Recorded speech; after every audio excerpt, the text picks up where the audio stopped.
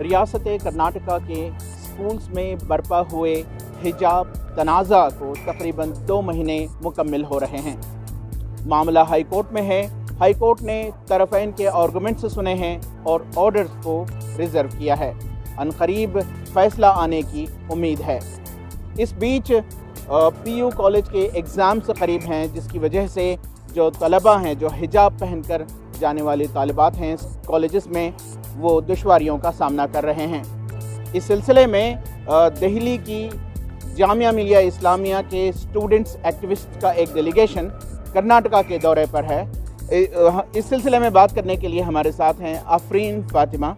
बताइए मैम, आप यहाँ पर, आपके डेलीगेशन ने बताया कि उडुपी व दीगर इलाकों का दौरा किया है, हिजाब के सिलसिले में तलबा से बात की है, क्या मुशाहिदा रहा?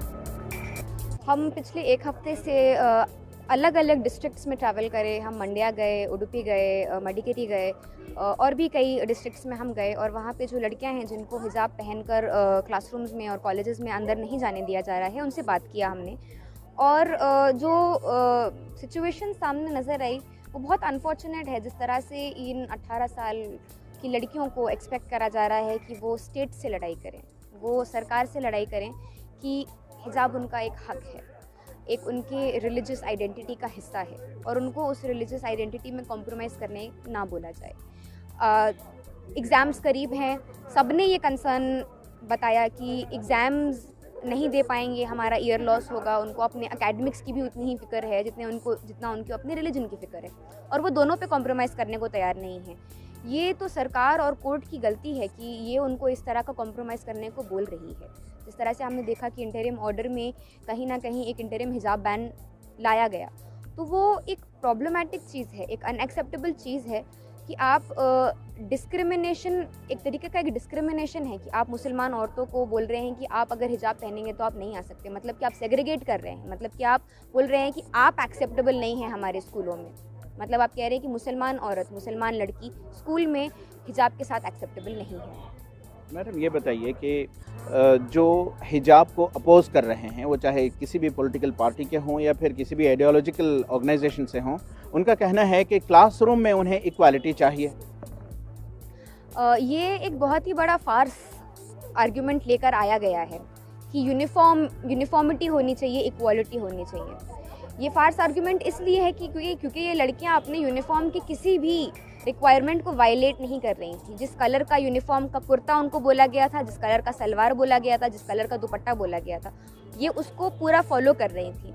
हिजाब was an addition on that uniform. Uniform violation तो हुआ ही नहीं, तो ये किस तरह से कह सकते हैं कि यूनिफॉर्म का हिस्सा नहीं था या इक्वालिटी प्रमोट नहीं कर सकता। हिंदुस्तान एक ऐसा मुल्क है जहाँ पे तमाम तरह के लोग रहते हैं और तमाम तरह की उनकी प्रैक्टिसेस और उनकी बिलीव्स होते हैं। और इस मुल्क में ये इजाज़त है कि आप अपनी आइडेंटिटी को और आप अपने रिलीजन को प्रोफेस कर सकते हैं, प्रोपोगेट कर सकते हैं। कॉन्स्टिट्यूशन में, हमारे संविधान में ये एनश्राइंड है। तो उसके बाद अगर कोई ये बोल रहा है कि इक्वालिटी नहीं हो पा रही, तो मतलब कि कल आप बोलिएगा कि सड़कों पे जो मुसलमान लड़कियां, औरतें हिजाब पहनती हैं वो ना पहने क्योंकि सड़क पे इक्वालिटी नहीं दिख रही है।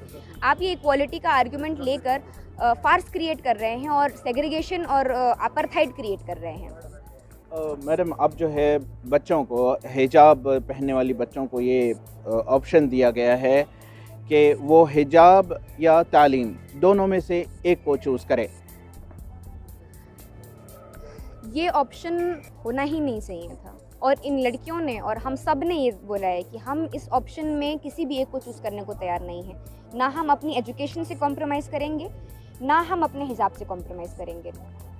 हमने ये देखा कि कई कॉलेजेस में जहाँ पे ये इशू था ही नहीं कभी, और लड़कियाँ सालों से अपने हिजाब को पहनकर आती थीं, क्लास अटेंड करती थीं, एग्ज़ाम्स देती थीं, अपने फेलो क्लासमेट्स के साथ इंगेज करती थीं, एकेडमिक्स में और एक्स्ट्रा करिकुलर एक्टिविटीज़ में इंगेज करती थी, अपने हिजाबों के साथ करती थी। और एकदम से इंटरिम ऑर्डर का गलत इस्तेमाल करते हुए कॉलेज एडमिनिस्ट्रेशंस ने इन लड़कियों को बोल दिया कि आप नहीं आ सकते। उनके मुंह पे दरवाजे बंद करे, उनको क्लास के बाहर बैठाया। इनफैक्ट उनको जब बोला कि अंदर आ जाओ तो दूसरे क्लास में बैठाया। क्लियरली डिस्क्रिमिनेट, मतलब अनटचेबिलिटी की तरह उनको ट्रीट करा गया, एक अनटचेबल की तरह ट्रीट करा गया। तो ये एक सिलसिला जो है, ये कोई एक छोटा सा लोकल इशू नहीं है। इसको हमको देखना पड़ेगा कि जिस तरह से ये मामला ना सिर्फ कर्नाटका में, मध्य प्रदेश में, राजस्थान में, उत्तर प्रदेश में अलग अलग रियासतों में ये बार बार उठ रहा है और कॉलेज एडमिनिस्ट्रेशंस, यूनिवर्सिटी एडमिनिस्ट्रेशंस इसका फ़ायदा उठाकर मुसलमान औरतों को, मुसलमान लड़कियों को एक्सक्लूड करने की कोशिश कर रहे हैं। ये एक बड़ा प्रोपागेंडा है जिसका आने वाले वक्त में हमको डर है कि जिसका एक मैनिफेस्टेशन यूनिफॉर्म सिविल कोड होने वाला है।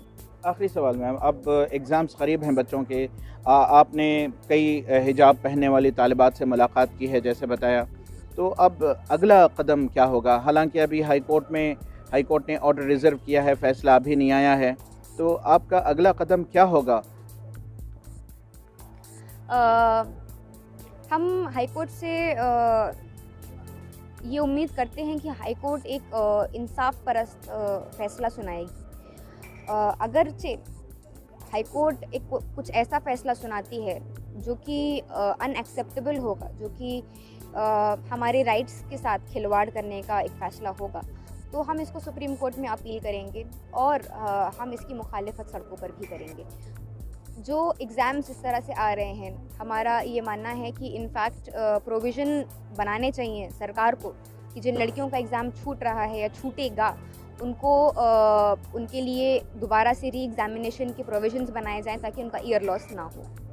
बहुत बहुत शुक्रिया। हम बात कर रहे थे आफरीन फ़ातिमा, जो कि जामिया मिलिया इस्लामिया की स्टूडेंट एक्टिविस्ट हैं।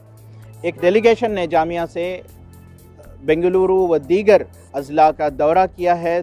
हिजाब पहनने वाली तालिबात जिन्हें दुश्वारियां पेश आ रही हैं उनसे बात की है।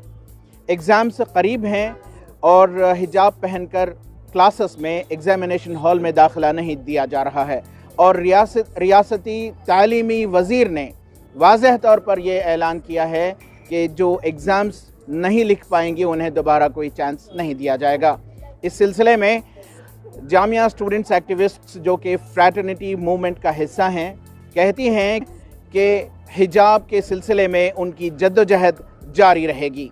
रफ़ीक जब्बार, ETV भारत, बेंगलोर।